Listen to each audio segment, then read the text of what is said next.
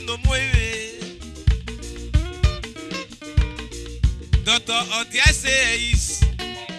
I baby. Abion. Menon liva guana ne EVANS o mono guabire o liva guavena. E no ga renegina kian o Ehis black. Ubiesa o no. Mo weji ba yare aya keke ba be ru bo ebi eke. Ba be mion ba na be no be ku ba wowo ba be ru bo eke and re pa ma ye be gwa lo. E ma gbon na me body ai ba wowo weji ba aya keke keneri ba sadi keneri bi even Nigeria and those state be na ba wowo ba e ru bo ma be eke. O ri me suni o na la dia we agbon we do kai ma ya na me body ai. About the state when I'm zigbe government. Every government ikpa ru. E ma be sabo to bo be ru bo na ma be ru. Ini ya mewe tari ba wo abiomo.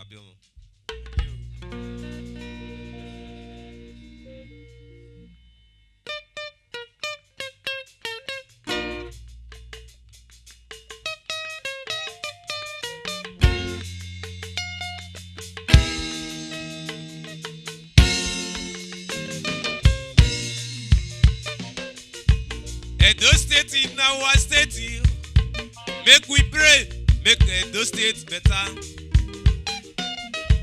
Anything when you know say it not good for Edo State, brother, make you do it.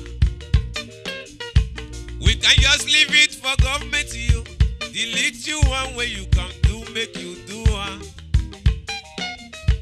If Edo State better, there will be peace for me and you.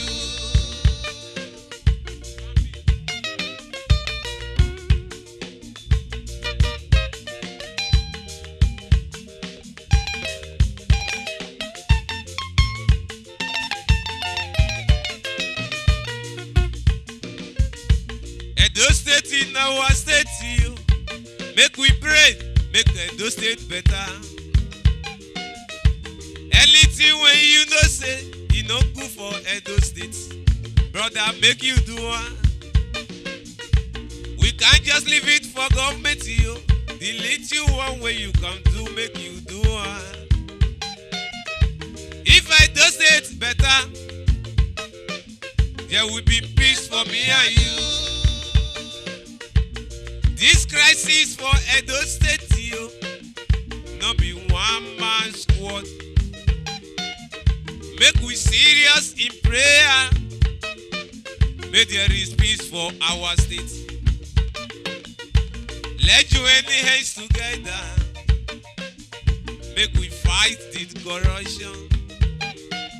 Oto dede goku dede. Evolo niye.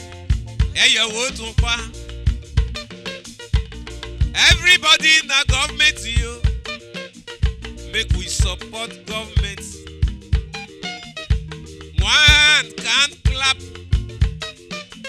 Make we support government.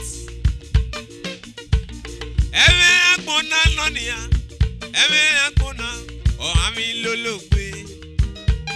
Ebi mi ewagbon ye igi resu yo. Eba mi ewagbon, oh aregbo ka. Agbebo ni magwalo, esando pebo, oh aye niya. Agbebo ni magwalo, ewolo niye, oh aye niya. Agbebo ni magwalo, ogwalo pebo, oh aye niya. Agbebo ni magwalo, ewolo niye, oh aye niya. Ehis black ye, oh yes, oh what too much. Ehis black, I'm with baby.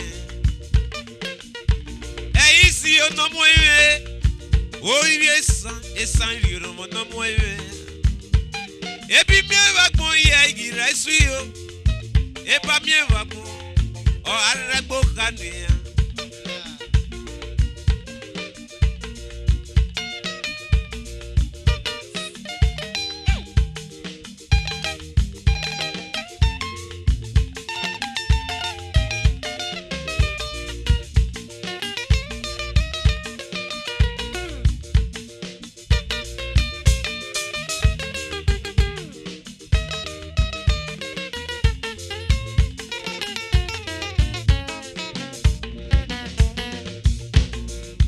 Jonasco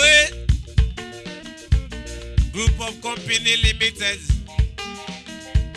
Omono Guabia International Weather Oguari Romono Moe. Jonasco no Moe. Oyo Gua Oguari Romono Moe. Jonasco Group of Company Limited. International Weather. Omono Rivido. Based in Utel, who was too much here. Jonasco, Okwari Romono Moe. Let there be light. There was light. Daughter of the Ehis, Owi Okwa, who was too much here. Daughter Ehis, Omono Pa Ezakebiai, Ehisi no Moe. Daughter of the Ehis, I'm baby. Okwa, Yevari Romono Moe. Let there be light. There was light. Vario Bome Vieke, Evaso, or you meant it to I. Evaso, Ovi Okwa, Okwari Romono Moe. Lucky you no more as a man of Germany, as a man of Deutschland. Obi Guaibe, who never be. Lucky you no more. I'm baby. As a man of Deutschland. Lucky Stevie, you no more. EVANS so or even get to Okwari Romono Moe. Lucky Stevie no Moe.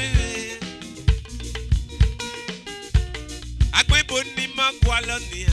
Esano kwewo o ayenia. Akwe boni magwala. Evolonie o ayenia. It's hard life for you. I got me a balu. It's Sunday. I say,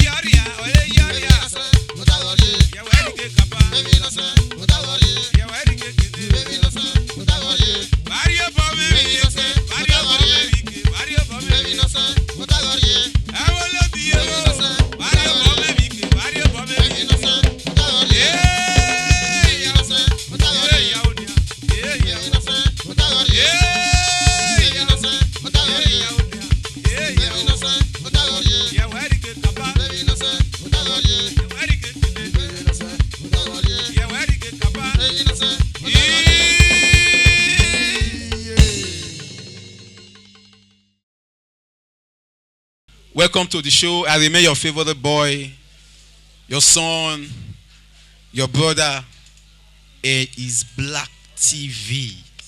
So, my brother, I want you to tell our viewers your name.